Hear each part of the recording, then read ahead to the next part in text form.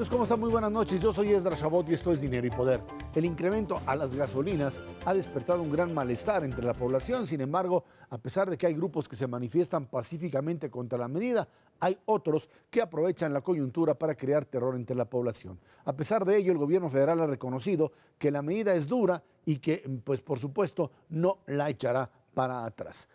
Ernesto Cervera, Macario Esquetino, buenas noches, feliz año a todos los que nos ven y nos escuchan. No está como, pues así, muy buena perspectiva, pero esperemos que vaya mejorando conforme el año vaya pues transcurriendo.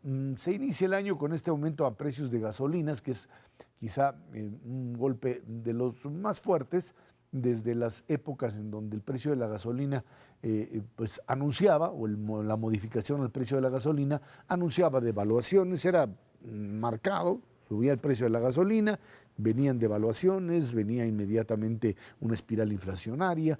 Ahora, pues el precio de la gasolina, que ya no tenía oficialmente un subsidio, sin embargo, pues se fue controlando, se evitaba que el precio fluctuara libremente y esto terminó generando en 2016, pues otro subsidio, finalmente de facto había otro subsidio. ¿Cómo hacerle para que esto no implicase un aumento así brutal? Pues había que seguir metiéndole dinero para mantener bajo el precio de la gasolina. ¿Qué tiene que ver esto con la reforma hacendaria, la reforma energética, el tema de impuestos? Pues es parte ya de toda esta situación que además ha derivado en hechos de violencia y en posibilidad también de que grupos políticos opositores pues aprovechen esto como un elemento de movilización, Macario.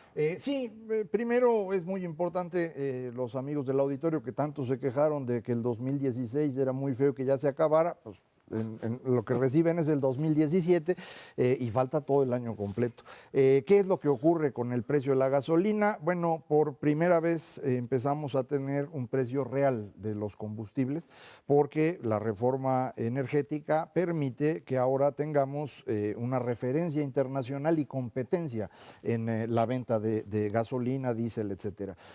Todas las ocasiones anteriores que tú has comentado, los precios subían porque el gobierno decidía que tenían que subir.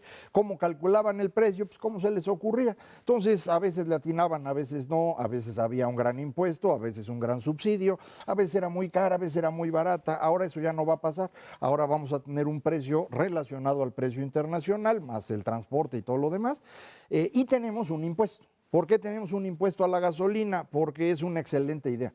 Los impuestos sirven para recaudar, pero también sirven para ir normando el comportamiento de la población. Y hay algunas cosas que conviene que la población consuma en menor medida, entre ellas los combustibles, porque los combustibles generan contaminación, es bueno que se consuma menos, y porque adicionalmente para nosotros ahora es muy importante que se consuma menos gasolina, porque no tenemos dinero para comprarla. La gasolina no se hace en México.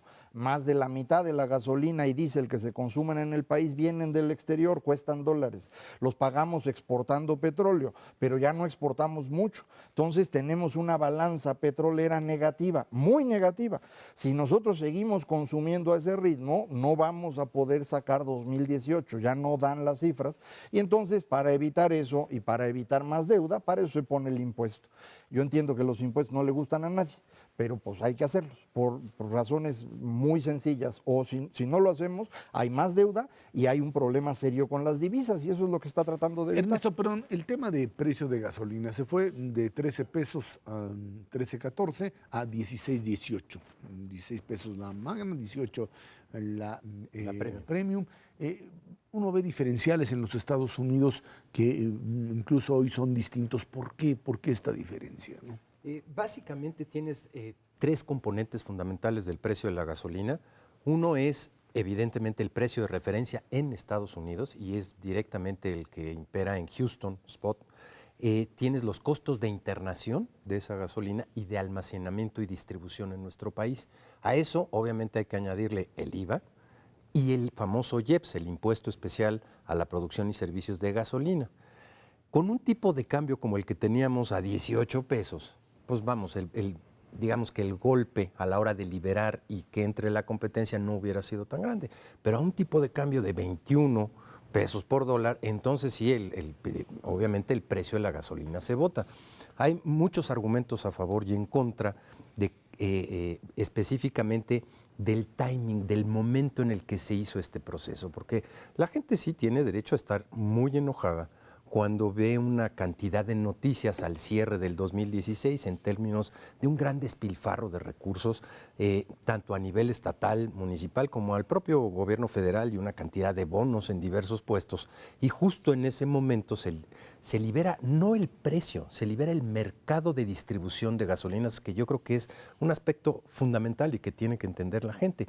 México se merece tener un mercado de distribución de gasolina competitivo, en donde haya competencia como en la mayor parte de los países del mundo, en donde las diferentes gasolinas compitan por dar un mejor servicio, gasolinas de mejor calidad, litros de a litro, que hasta enero de este año no teníamos. Sin duda alguna, este diferencial de precios es costoso, tiene y sirve diferentes propósitos, ya los mencionó Macario, en términos de una recaudación importante para el gobierno federal, pero desde luego también para mandar las señales al mercado de que la gasolina es contaminante y que hay que reducir su consumo. Yo diría, además, es altamente progresivo, al menos en el segmento de automóviles particulares, el 80% de los coches los tienen los segmentos más ricos de la población y ellos son los que pagarán en mayor medida este impuesto. Desafortunadamente también tiene implicaciones de impuestos, de impactos indirectos sobre el transporte en general, tanto en taxis como en microbuses, que tarde que temprano tendrán que ajustar sus precios a este nuevo nivel de la gasolina. El transporte de carga. Es correcto, y entonces sí le va a pegar al resto de la población de manera muy importante. ¿En cuánto específicamente? Se han hecho diferentes cálculos. Si uno toma las proyecciones de inflación hacia el 2017, antes de que se diera este proceso de apertura de la gasolina, estaban en aproximadamente 4,5%, los pronósticos de inflación para el 2017, y todo el mundo le está aumentando un poquito más de un punto porcentual, que incluye el impacto directo y los impactos indirectos a lo largo del 2016. 5% por ahí, pero habrá que ver si el Banco de México actúa o no actúa en este sentido y cómo va a modificar las tasas de interés en el transcurso del 2017 para moderar ese impacto que se da de una sola vez y que ya no va a estar hacia adelante. Veremos cómo se modifica. El componente más volátil de esto que mencionamos del precio de la gasolina es el tipo de cambio. A la hora de ponerlo en pesos, pues podemos tener un tipo de cambio a 22 o podemos tener un tipo de cambio a 20, y eso tendrá que reflejarse en el precio de la gasolina, para arriba o para abajo. Y bueno, y el tema del propio mercado de la gasolina a nivel internacional, porque Claro. en el último año hemos tenido un aumento de más del 30% en lo que es el aumento de precio de la gasolina a nivel internacional, y esto también se te va a expresar claramente en los próximos meses. ¿Qué pasa con los ingresos al gobierno? O sea, la gente dice, bueno, pues es que con esto le va a entrar más recursos. Si el impuesto se mantiene o se redujo mínimamente, le van a entrar más recursos. Una de las argumentaciones de la izquierda del PRD decía, pues es que va a haber más dinero para estados y municipios producto de este ingreso que ni siquiera estaban presupuestados en lo que es la ley de egresos o lo que se aprobó. Y ahí habría que, de alguna forma, pues también ser más transparente en el ejercicio del mismo gasto y de los recursos que entran al gobierno por efecto de este tipo de alza. No sé exactamente a qué se refieren con esto de que no estaba presupuestado, porque sí estaba, ¿eh? Es decir, si uno ve la ley de ingresos... el presupuesto sí, de ingresos. pero por De definición lo que viene en ingresos, sí. si es un impuesto especial, tiene una parte que se va a distribuir y eso ya está Sí, colocado. pero no tenías sí una está. devaluación del 20%, del 15%, No, es que- pero un aumento del 15% en gasolinas no sí venía. está, no, sí está. O sea, lo que tú tienes en la ley de ingresos es cuánto vas a recaudar por impuesto especial a gasolina, Ajá. 258 mil millones de pesos. De eso, un porcentaje va a los estados y municipios a través de las participaciones. Entonces ya estaba ahí. ¿Que subió más la gasolina? No, el impuesto no subió más, No. el impuesto es exactamente el mismo. El precio de la gasolina puede subir más por el valor del dólar y por el valor de la gasolina, sí, pero no modifica el impuesto, porque el impuesto no es un porcentaje, es un monto. en pesos, de manera que no se va a mover. Puede seguir subiendo la gasolina, ya no va a subir el impuesto. Puede bajar de precio la gasolina, no va a bajar el impuesto. Es un monto. Son 258,000 millones de pesos, es menos de lo que se recaudó en 2016 por el mismo concepto, así que sí bajó el impuesto. ¿Podemos quitar ese impuesto? Sí, sí lo podemos quitar si encontramos otra forma de recaudar esos 258,000 millones de pesos o si el gobierno puede reducir el gasto en esa cantidad. Es muchísimo dinero. Muchas personas que están muy enojadas con justa razón, por ejemplo, los diputados federales se repartieron la nota a fin de año en su aguinaldo y un bono y luego otro bono para empezar y los reyes.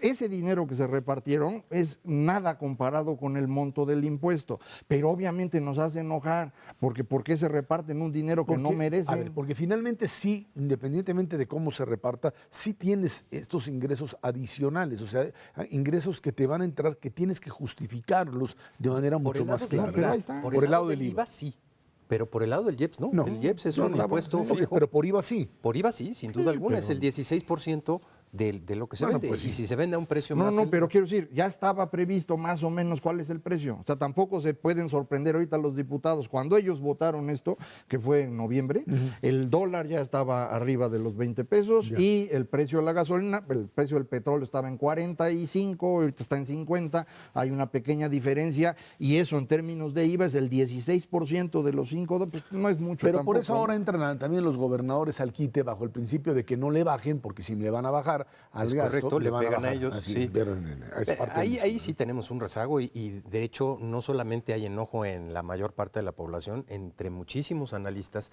respecto de un pequeño problema que tenemos en este país. Las participaciones van directamente a estados y municipios, esa es nuestra ley, y hemos creado una serie de leyes adicionales para que no puedan gastar más allá en términos de deuda, y luego para que una vez que ejercieron el gasto se puedan revisar qué es lo que hicieron. Pero en el Inter ellos tienen las participaciones y si uno ve la dinámica del gasto en el 2016, el gobierno federal ha contraído su gasto brutalmente en inversión, inclusive su gasto corriente. Pero estados y municipios en el 2016 crecieron 9% su gasto y no hay nadie que los pare.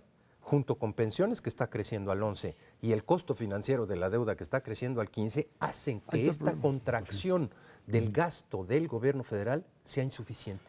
Ese es un problema muy serio y no se va a tener detener en el 2017 hasta que no modifiquemos la ley para que todos nos ajustemos el cinturón de manera pareja. Yo creo que tiene toda la razón, insisto, muchas personas dicen que no le den dinero a los partidos políticos, que se reduzca el número de diputados. Miren, todo el gasto del Congreso mexicano y todo el gasto del Instituto Nacional Electoral, incluyendo partidos políticos, suma 30,000 millones de pesos.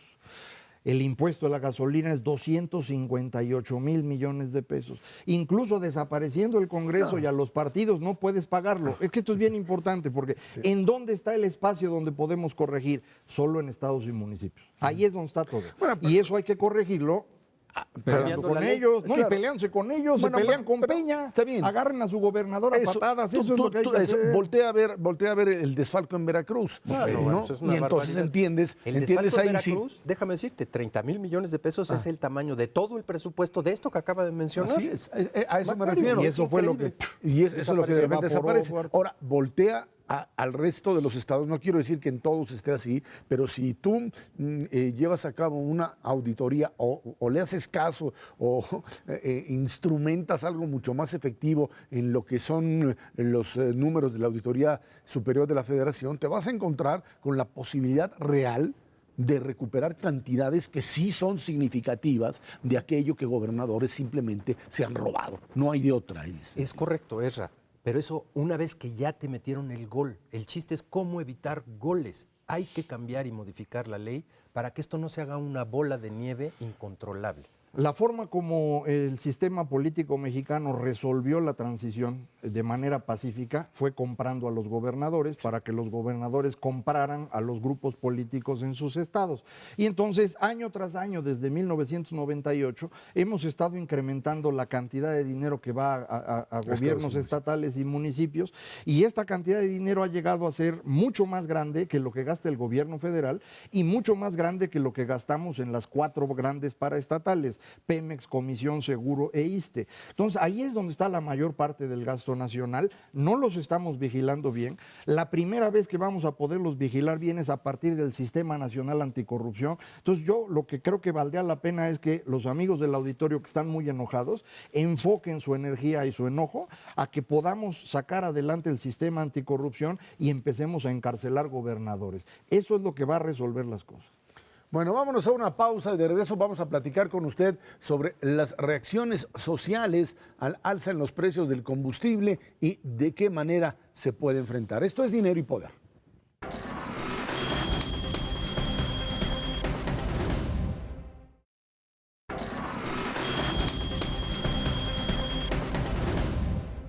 Este año es la antesala electoral del 2018. PRI, PAN, PRD y Morena preparan estrategias, pero con especial atención a la elección en el Estado de México. Las alianzas entre partidos en ese proceso en particular serán el laboratorio de la elección presidencial. Bueno, en medio de esto, uno diría, bueno, ¿y esto qué tiene que ver con el efecto de las gasolinas?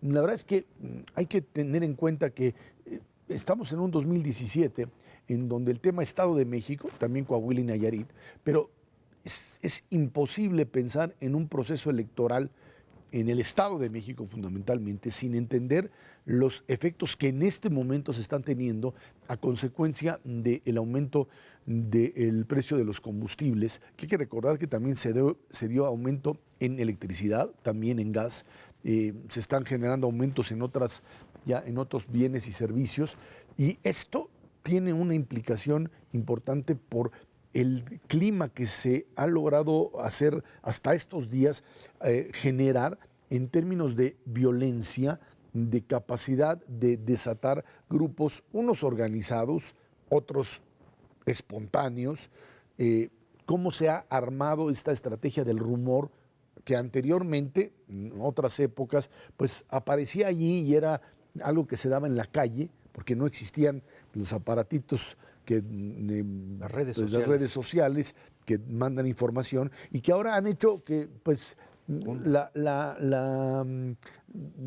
mentira, lo no existente se convierta en realidad, que ahí vienen y que ya tomaron tal lugar, etcétera, y esto termina convirtiéndose en verdad a tal grado de que hay centros comerciales que cierran porque supuestamente ahí vienen a atacar cuando no existe ni siquiera ese tipo de amenaza. Y entonces pues finalmente al viejo estilo de pues este modelo de mundo mágico, el rumor se termina convirtiendo en realidad, ¿no? En donde la premonición es manejada por los distintos grupos que actúan a tal grado de que, bueno, pues sí, si tú ves que está cerrado tal lugar, dices, sí señores, aquí están, es que es cierto, vinieron los vándalos y entraron, cosa que no es cierto. Esto está funcionando como un elemento también de desestabilización. Y hay quien apuesta a eso. En medio de esto, por supuesto, gente que dijo, o sí que huya, que cada quien agarre la suya, y pues hasta policías se metieron a tiendas a hacerse de televisiones y de lavadoras, gente que salía corriendo, como sucede comúnmente cuando se dan este tipo de estallidos en distintos, no solamente en México, sino en otros lugares. El tema es hasta dónde el gobierno y las autoridades estatales tienen la capacidad y la obligación de detener esto antes de que se convierta en algo que se le salga totalmente de las manos, ¿no? Sí, creo que mucha gente está enojada porque subió la gasolina, tienen razón. Ya con estos días, mayor parte de las personas han entendido la causa del aumento en la gasolina y ahora su enojo se concentra en el asunto del impuesto y entonces dicen, ¿por qué cobran impuestos y al mismo tiempo se roban el dinero? Y ese es un enojo, yo insisto, perfectamente justificado. Traducir eso en acciones concretas no es un asunto que haga la población normalmente. Esto requiere este tipo especial de personas, se llaman empresarios políticos, que para eso están. Y entonces lo que han hecho algunos es empezar a organizar bloqueos de carreteras. ¿Cómo bloqueas una carretera? Con 20 personas, mano. O sea, no hay que hacer mucho. Como no se puede aplicar la ley en México, entonces cualquiera puede cerrar la carretera, no pasa nada. Pones tu camión, uno transportista que dice que le suban su tarifa, bloquea la carretera. Y esto, bueno, pues ahí hay partidos políticos diversos. La mayoría, pienso, parece ser de izquierda, los que organizaron los bloqueos y manifestaciones. Pero también ahora ha habido saqueos. Y ahí sí ya no está tan claro de dónde viene esto. Creo que también detrás de eso hay una organización política, esto no ocurre naturalmente. Es muy probable que una vez iniciado el proceso del saqueo ya se sume la población, porque pues como ven el espacio dicen pues yo me llevo mis bicicletas para los Reyes Magos y demás.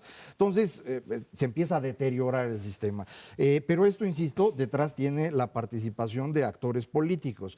¿De dónde vienen esos actores políticos? No está claro. Una posibilidad es que vengan del gobierno mismo. ¿Por qué podría ocurrir esto? Existe una hipótesis, una teoría acerca de cómo los gobiernos pueden generar disturbios para que entonces la población pida mano dura y en consecuencia ellos la puedan aplicar. Y esto pues suena en otras partes del mundo, en México mismo ocurrió hace décadas, pero ahora tenemos un factor distinto que son las redes. Y en las redes no es el gobierno el que controla la información, no son los medios los que controlan la información. En las redes todo el mundo se comunica. Y entonces ahí lo que tenemos ya es una competencia entre distintos grupos, algunos tratando de generar pánico para cuestiones políticas, otros porque les están pagando por ello, de todo. Y ahí es donde estamos entrando en un terreno bien complicado de administrar, que yo esperaría que las autoridades en el país y los mismos partidos políticos entiendan que ya no pueden operar como lo habían hecho en otra época y que ahora sí se les puede ir de las manos.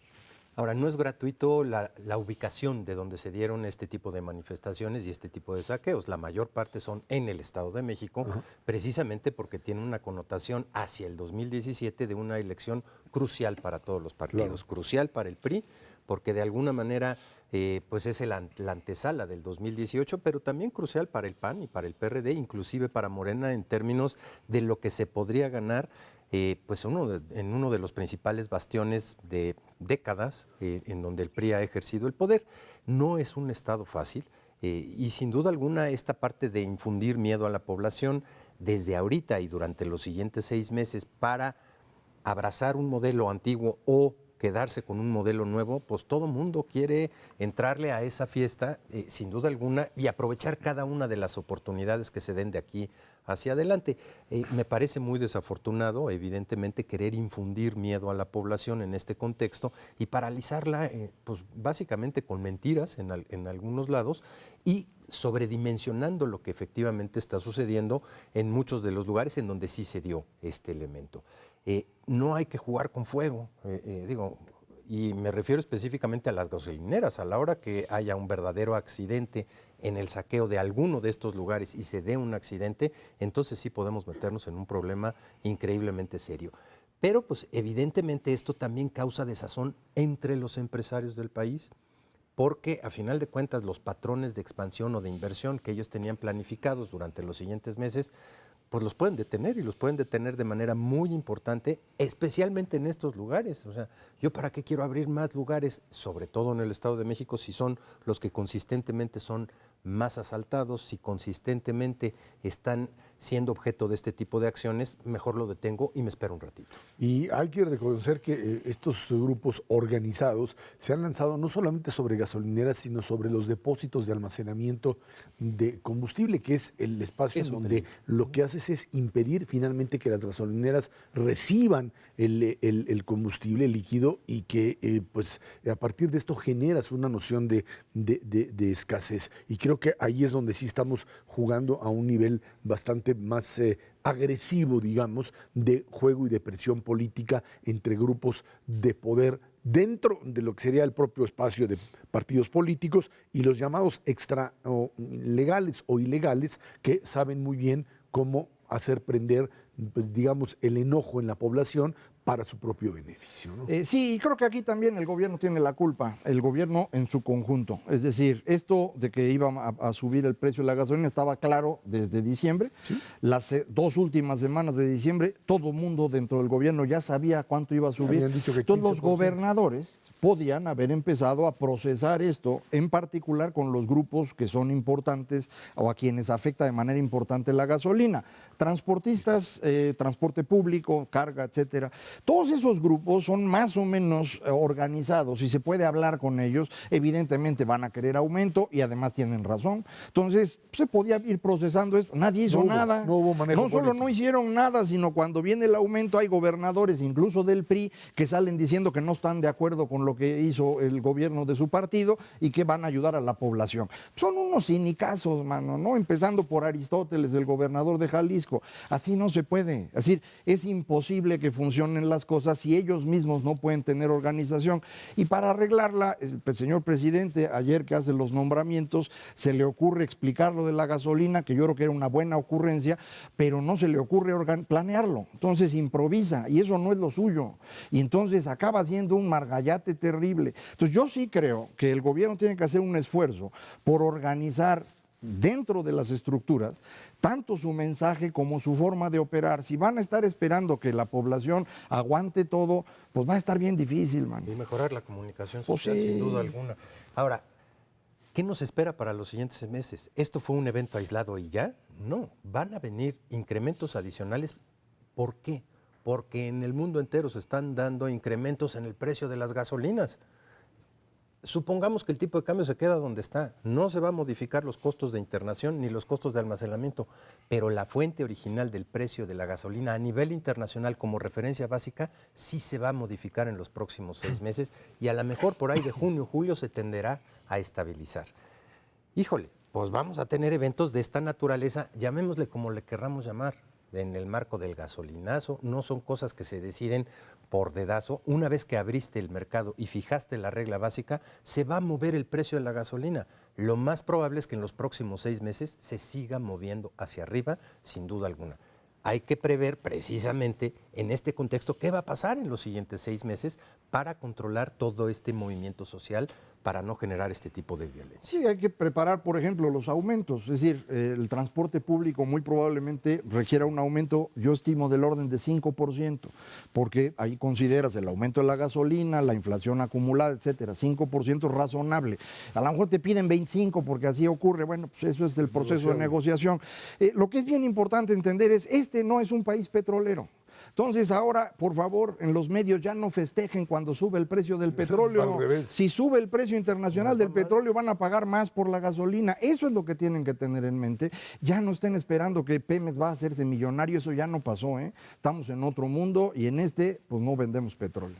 Bueno, ahí estamos. Vámonos a una pausa y de regreso platicamos con usted precisamente el nombramiento de Luis Videgaray como nuevo secretario de Relaciones Exteriores en función de lo que sucede en los Estados Unidos. Esto es Dinero y Poder.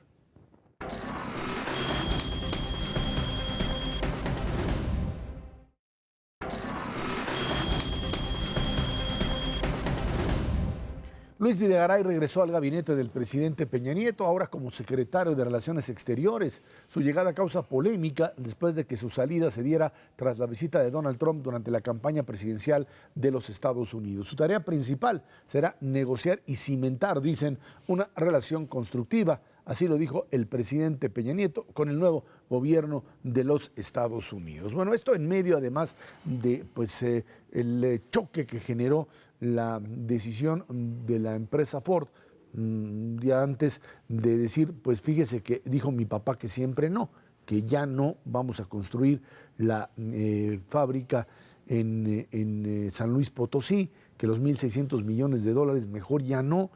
Cuando entrevistan, CNN entrevista a su gerente o a su director general, dice, pues es que ya me convencieron que el modelo del señor Trump es el adecuado y que se van a generar empleos en Estados Unidos y que mejor pues trasladamos una parte de la producción a Hermosillo y la demás pues sí la regresamos a Michigan y ahí generamos 700 empleos en algo que es prácticamente pues sí una actitud de una empresa que actúa más por el miedo que genera o que le genera el propio presidente de los Estados Unidos que por una lógica empresarial.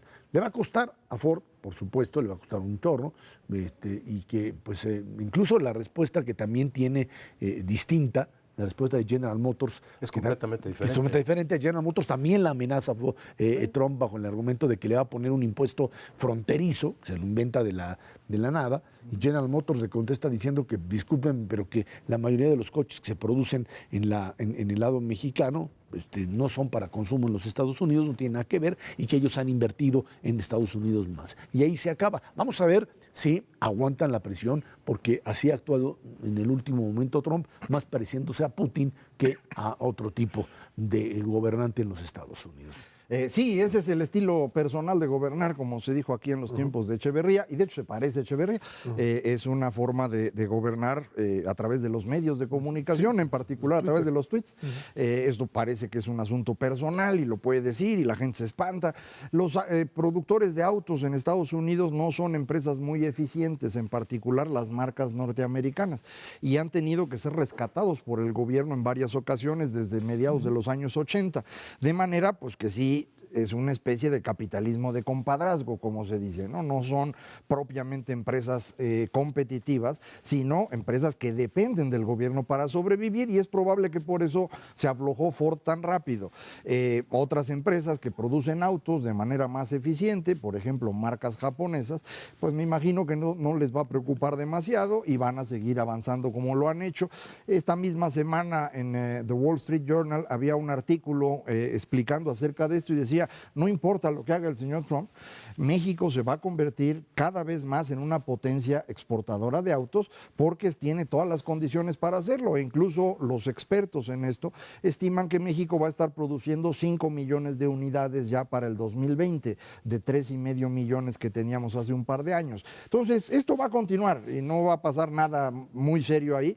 Creo que el señor Trump va a tratar de usar estas cosas para ir cumpliendo algunas de sus promesas, pero fuera de ello me parece que la dinámica pues supera incluso a Trump. No hay presidente que pueda jugar contra el mercado en ninguna parte del mundo, nunca le han ganado, a lo mejor lo quiere intentar, yo pienso que no va a ser así. Y si no, que se dé una vueltecita por Venezuela para que entienda lo que es verdaderamente escasez y perjudicar al consumidor. Efectivamente, podrá poner el impuesto que él quiera, fronterizo, pero el perjudicado final va a ser el consumidor norteamericano. Y desde luego, pues todas las demás empresas automotrices del mundo yo creo que están festinando. De hecho, una empresa japonesa importante acaba de decir, pues yo sí le voy a entrar a San Luis Potosí porque tengo las condiciones ideales para producir las autopartes que requiero para la fabricación pues, más importante de automóviles, no solamente para Estados Unidos, sino para el mundo entero. Hay factores que sin duda alguna va a tener que enfrentar Luis Videgaray a partir del 20 de enero. No solamente es la parte automotriz, viene un proceso de negociación, yo te diría, sin duda alguna frontal y de muchísima discusión en la parte de la discusión del libre comercio. Yo creo que ahí hay que ser increíblemente agresivos para defender no solamente la posición de México, sino la posición de la única región del mundo que hoy por hoy le puede hacer competencia a China, que es Canadá, Estados Unidos y México juntos. Por separado simplemente no vamos a poder competir con ese monstruo que avanza y seguirá avanzando. No nos preocupemos tanto por la parte de la inversión extranjera directa que proviene de Estados Unidos. Sí es importante, pero es mucho más importante la inversión extranjera que viene de otras partes del mundo. Hoy por hoy ya es más del 70% de la inversión extranjera que viene de otras regiones del mundo. Sí, hay que procurar y hay que ser muy agresivos en la negociación o renegociación del Tratado de Libre Comercio a partir del 20 de enero, pero está toda la parte de migración que sin duda alguna va a tener que requerir pues, una confrontación también importante de defensa de lo que es pues, los principios que ha buscado México durante una cantidad de años realmente muy importante. No podemos doblar las manos frente a esos dos frentes, no cabe la menor duda. Pero también está la parte de seguridad y ahí tenemos mucho que ofrecer a cambio de muchísimas cosas que están puestas sobre la mesa.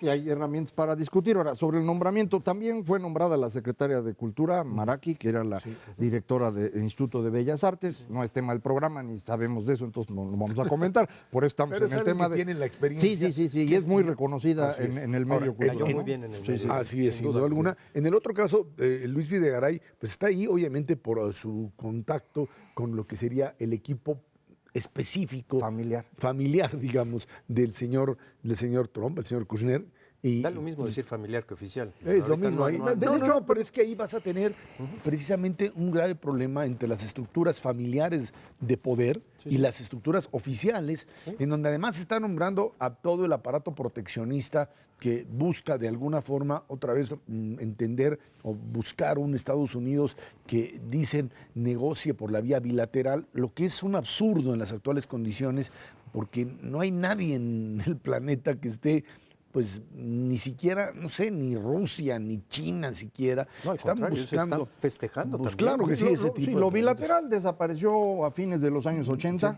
no así tiene sentido ahorita, pero evidentemente ancianitos como el señor Trump, pues piensan en eso, es lo que conocieron cuando eran jóvenes, ¿no? Pero eso evidentemente no va a funcionar y se va a regresar, a lo mejor mientras nos cuesta, no importa. A mí me preocupa el asunto del nombramiento del señor Videgaray por la relación familiar a la que te referías. Según sabemos, él fue quien organizó la visita del señor Trump a través de su relación con el yerno, el señor Jared Kushner. Y ahí la preocupación es que cuando esto sea formal ya, cuando el señor Trump tome posesión, quien está a cargo de la relación con otros países es el secretario de Estado, el señor Rex Tillerson, si es Rex Tillerson, autorizado. el que fue, lo acepta. Ahorita ya salió de Exxon, donde estaba $180 millones de jubilación para los que anden buscando jubilación, allá hay que trabajar. Entonces va a tener que ser la relación con él, no con el señor Kushner. Si nuestro canciller va a platicar con la familia y no con el secretario de Estado, se nos va a hacer un margallate. Es que yo no sé, Macario, yo no estoy tan convencido en esta locura de Trump de quién, ¿Con quién es va a el que hablar? con quién, cuál va a ser la estructura Bueno, real. sí, tienes razón. Yo no lo sé si Ellos tampoco, ¿eh? ellos Los empresarios no o lo sea, saben. están confundidos porque él está jugando al mismo tiempo a los dos modelos. A alguien que le puede, su secretario de Estado puede convertirse en un simple administrador, mientras que las decisiones de poder real estén en la familia. Alguien diría, es suicida. Bueno, por este loco cualquier cosa puede suceder. Ahora, esa sería una parte. El ejemplo de la inteligencia puede ser muy útil en este caso, creo que tienes toda la razón. En un mundo normal, el presidente electo de Estados Unidos respalda las decisiones de su cuerpo de inteligencia. No. El señor Trump lo que acaba de decir es que la CIA está actuando mal y que el que sabe de inteligencia es Julian Assange, que trabaja para Putin. Y dices, oye, pues Así es. Pues así Y está. mano. Wikileaks también dijo. Sí, lo mismo. Bueno, esa es parte, digamos, del modelo. Yo creo que aquí la estrategia es ¿por qué traer a Luis Videgaray? Yo creo que en el entendido de llevar a alguien que pueda ser un interlocutor. Y aquí me parece que lo que se buscó es, en la figura de Videgaray, alguien que pudiese entrar en contacto con lo que se supone, porque nadie sabe bien a bien qué es, dónde están las redes de poder en el nuevo gobierno norteamericano. Si no hubieses tenido una figura como Trump, si hubieses tenido a Hillary o a otro republicano, no hubieses entrado o tenido la necesidad de este tipo de contactos. Ya lo viste, ya viste lo que hizo con el tema Ford, con el tema General Motors, con las declaraciones de que así va a estar y me voy a lanzar, un tipo que sigue jugando al tuit en una situación que de verdad amenaza la estabilidad. Pues tienes que buscarle quién puede tener cierto tipo de influencia. No sé si esta es la adecuada o no, pero bueno, pues eso es lo que se está buscando para tratar un poco de convencerlo de que el tema es de bloques. Y eso es lo que hay que convencerlo, que se trata de Estados Unidos, Canadá y México y no puede jugar solo, a menos que decida que, no sé, que quiere lanzar la guerra contra todos, incluyendo a los chinos, los europeos, y que quién sabe qué va a hacer con Putin. En una de esas terminan haciendo la gran alianza con los rusos, ¿no? ¿Y no valdría la pena explorar una figura desde el lado mexicano que trate de hablar con las empresas estadounidenses? Porque ellas mismas están desconcertadas, no saben para dónde jalan, no saben cuál es el nuevo modelo empresarial de los Estados Unidos, y durante 4 años pues sí habría que darle cierto tipo de condiciones a las empresas norteamericanas, independientemente de lo que se negocie con el gobierno de los Estados Unidos, para decirles, esto sigue siendo un país viable y que naturalmente les puede ofrecer condiciones de mercado para hacer muchos negocios en nuestro país, para contrarrestar un poco esta teoría del miedo conspiracional permanente a través del Twitter. Bueno, pues sí, pero hay que esperar 3 semanas a que esto arranque. A ver, este hombre, si hay alguien que pueda ponerlo. entrar en razón, pero bueno, por lo pronto eso es lo que tenemos. Vámonos a una pausa, regresamos con el tema atentados terroristas de fin de año, una gran preocupación sin duda alguna. Esto es Dinero y Poder.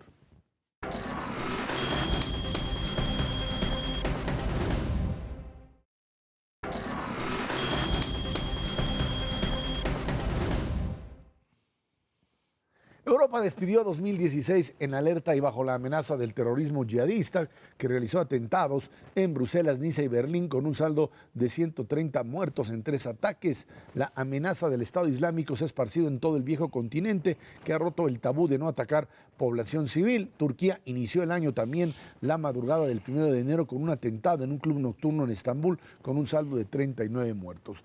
El tema de la seguridad a nivel internacional y por supuesto la conformación del Medio Oriente, de un nuevo Medio Oriente, sigue siendo una asignatura pendiente. Ya hemos dicho en muchas ocasiones que quizá uno de las grandes fallas de la administración de Barack Obama fue el tema Medio Oriente, cómo finalmente tanto Irak, que ahí no habría que echar tanto la culpa a Obama, no digo que no la tenga, hay que entender que la lógica norteamericana de deshacerse de Saddam Hussein bajo el principio de que había armas de destrucción masiva que nunca existieron, no porque haya que justificar a un criminal o un asesino como Saddam Hussein, pero cuando no tienes una alternativa real, interna de sustitución, cuando tú decidiste descabezarlo, lo único que generaste fue pues finalmente la presencia, la expansión de grupos terroristas. Ese es el argumento incluso de manera muy primitiva que utiliza Donald Trump diciendo pues, que hay que legitimar a estos tipos de dictadores porque no sirven. No es obviamente tan sencillo, es una situación mucho más compleja en Oriente Medio, pero en las actuales condiciones el tema del combate al Estado Islámico, a esta fuerza que finalmente termina construyéndose en el territorio de Irak, de Siria fundamentalmente, y que amenaza a Turquía, una Turquía que jugó a los dos bandos durante mucho tiempo y que ahora aparece ya alineado con Rusia y con Irán tratando de deshacerse de estos terroristas sunitas, pues pone en riesgo la propia definición de qué hacer, cómo reconstruir. Y Europa sigue siendo, tanto Turquía, por supuesto, en las actuales condiciones, como todo el continente europeo, sigue siendo un escenario muy complicado por la imposibilidad de controlar a aquellas personas, tanto extranjeros como miembros de la propia comunidad europea, que pues circulan entre el Medio Oriente y Europa y han generado todo este ejército de yihadistas dispuestos a volarse, a hacerse estallar en cualquier parte del mundo, ¿no?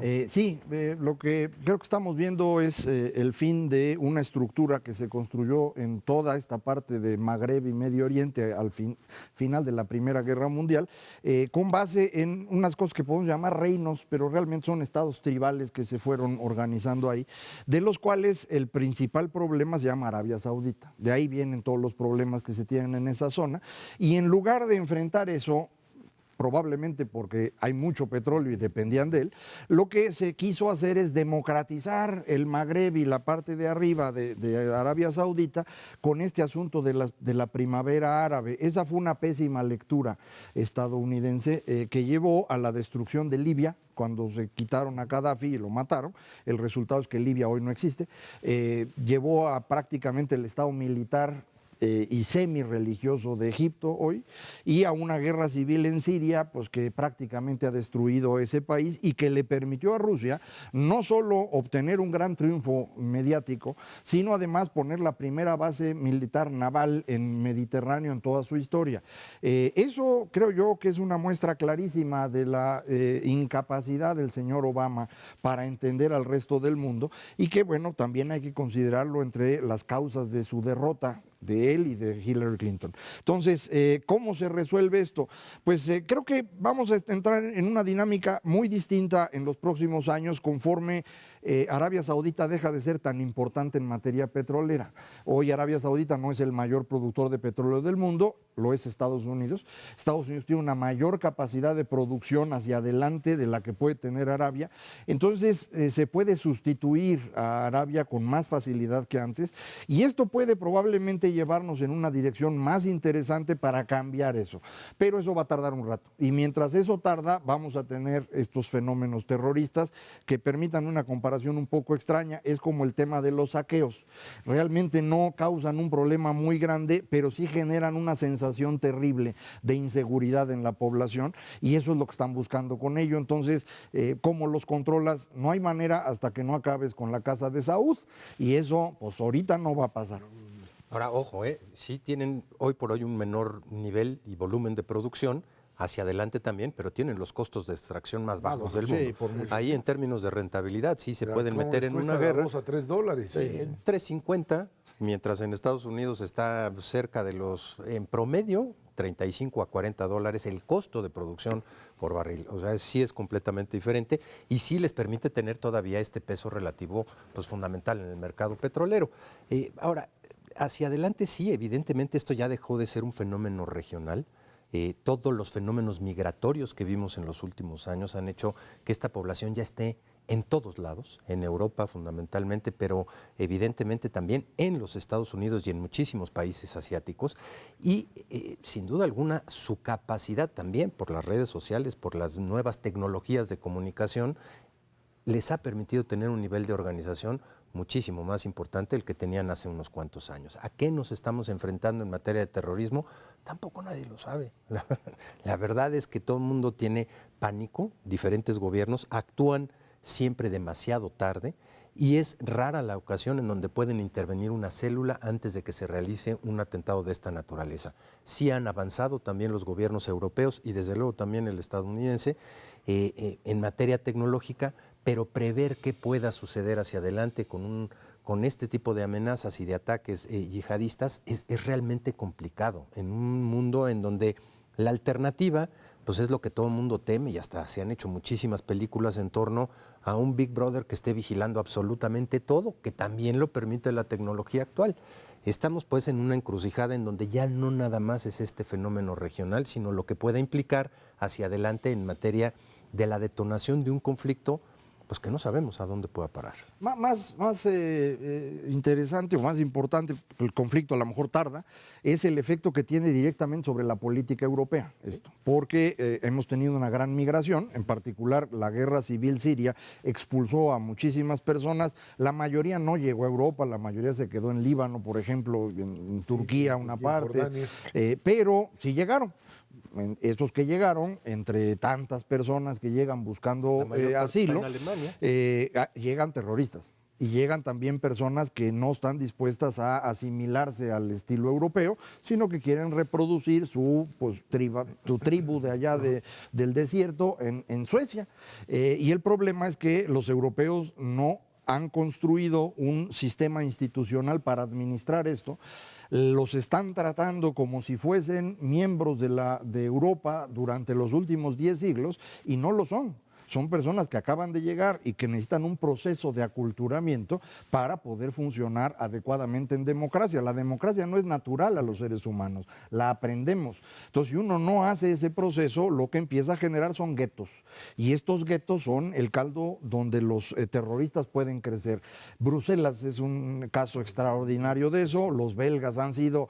Muchas partes de Francia y los suburbios de París. Sí, pero a Bruselas me importa porque ellos fueron terribles coloniales en el Congo y se sienten muy mal por ello y entonces volvieron los más permisivos y lo que tienes ahorita es que la mayor parte del terrorismo europeo arranca de Bruselas, aunque efectivamente después se note en otras partes. El tema de la culpa europea es algo que les da para mucho, ¿no? Sí. En América Latina y en varios lados, pero también hay que entender que de alguna forma esta idea de libre circulación de personas en la Unión Europea implicaba necesariamente que todos los estados eran responsables por la primera entrada, porque finalmente aquel que lograba entrar al primer país, llámese digamos Grecia, ¿sí? Ya podía pasar a cualquier otro. Y no todos los estados tenían los mecanismos de control adecuados. Hoy se habla de la necesidad de empezar a controlar lo que se llama el área Schengen, o sea, aquella área de libre circulación, diciendo un momentito, porque yo no confío que tal o cual Estado tenga los mecanismos adecuados y eso les genera un problema. Por otro lado, este fenómeno de migración que no puede adaptarse y que no es absorbida de manera adecuada, está generando, es una parte también importante de este resurgimiento nacionalista extremo. Cuando uno voltea a ver a figuras como Marine Le Pen en Francia, con todo un discurso, el modelo del Brexit, o Marine Le Pen ahora que va a haber elecciones, con un discurso antiinmigrante, con un discurso que pues lo único que trata es de maquillar lo que es el discurso racista de su padre, ¿sí? Pero finalmente, en el fondo, es el mismo Frente Nacional que puede levantar la mano, como lo hacían en las épocas del nazismo. Ese es el grave peligro que se corre. Ese es el grave peligro de una Europa que puede resultar otra vez incendiada si no hay quien finalmente los detenga. Se nos termina el tiempo.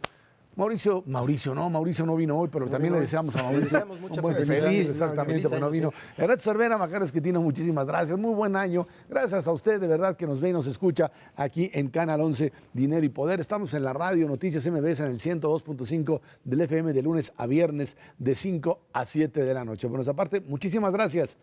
Muy buenas noches y feliz 2017.